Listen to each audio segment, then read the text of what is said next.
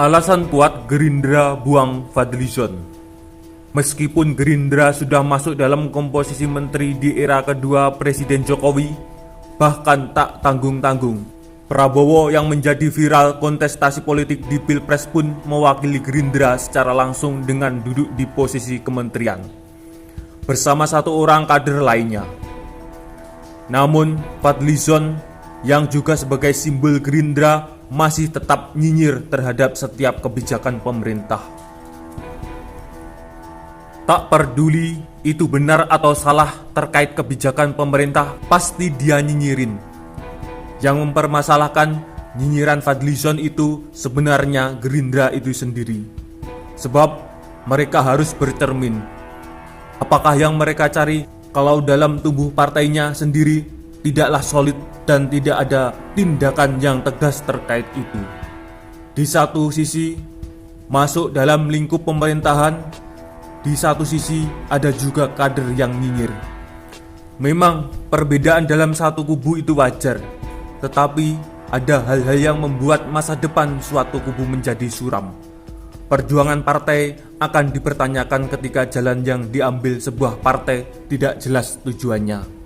Kalau tujuan Gerindra membiarkan Fadlizon berkuar karena ingin mencari keuntungan dengan berdiri di dua kaki, mungkin mereka masih berpikir hidup di zaman batu, di mana orang bisa bermuka dua karena terbatasnya informasi.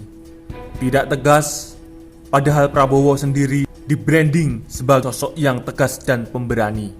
Jika Gerindra berpikir konstituen Fadlizon itu banyak dan takut kehilangan suara, seharusnya pemikiran itu perlu digali lagi sebenarnya.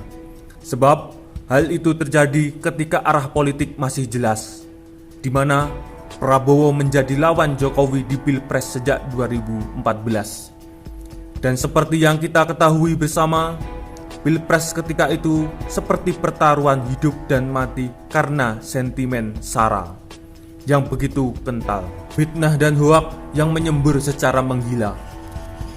Namun, kini rakyat Indonesia seperti dikembalikan pada titik nol demokrasi, titik untuk merefleksikan pandangan diri terhadap demokrasi yang telah dinodai dengan popularisme. Demokrasi yang beberapa tahun belakangan sudah salah kaprah karena dianggap sebagai perjuangan hidup dan mati, bukan sebuah pesta rakyat untuk memilih yang terbaik di antara yang baik. Memang ada dampak buruk bagi demokrasi terkait fenomena coblos Jokowi Ma'ruf gratis Prabowo Sandi. Tetapi hal itu harus terjadi untuk meningkatkan makna sebuah demokrasi. Di satu sisi, demokrasi akan dipertanyakan karena perjuangan yang dianggap sia-sia dalam kontestasi. Namun di satu sisi, meredam panasnya gesekan yang memanas karena politik dibumbui sentimen SARA harus dilakukan sebagai dampak yang baik untuk demokrasi. Dengan perhitungan pola pikir rakyat dalam demokrasi, kita berusaha memperbaiki diri. Meskipun rentan menimbulkan ketidakpercayaan terhadap demokrasi, tetapi menetapkan diri untuk berdiri di posisi seperti sebuah partai politik saat ini sangatlah penting. Posisi dua kaki sudah tidak relevan untuk generasi depan yang masih menjadi saksi sejarah politik yang berbau sentimen SARA. Gerindra yang saat ini sudah cukup besar seharusnya mawas diri dalam bersikap. Keputusannya harus sejalan dengan apa yang dilakukannya. Maka Gerindra bisa dianggap sebagai partai pelacur yang menjajakan diri ke sana kemari karena tidak memiliki arah tujuan yang jelas. Kalau mau belajar dari pengalaman, Gerindra mestinya menengok PAN yang kerap terlihat berdiri di dua kaki, atau PKS yang menyungsep ketika harapan berada di posisi 3 partai besar gagal karena dianggap tidak konsisten antara yang digemborkan sebagai partai dakwah dengan kenyataannya berbeda. Gerindra pun juga harus belajar dari Partai Demokrat.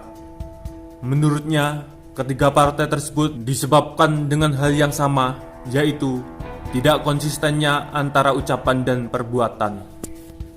Kita tengok ke belakang, Pan yang pernah bergabung dengan pemerintahan, namun membiarkan Amin Rais berkoar dan nyinyir pemerintahan pun membuat bingung dan menimbulkan ketidakpercayaan terhadap PAN. PKS yang berjargon sebagai partai dakwah namun tidak sesuai dengan harapan yang semestinya.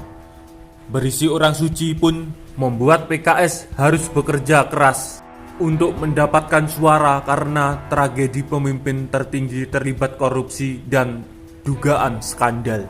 Sedangkan Demokrat pemain iklan katakan tidak pada korupsi, justru terjadi korupsi. Keadaan ketiga partai tersebut diperburuk dengan minimnya kader yang populer di mata masyarakat. Kader yang benar-benar dianggap bisa bekerja. Kedepannya, sebaiknya Gerindra mulai memikirkan mencari atau membentuk kader yang pintar kerja, bukan pintar nyinyir saja. Itu pun kalau pengen Gerindra gak nyungsep.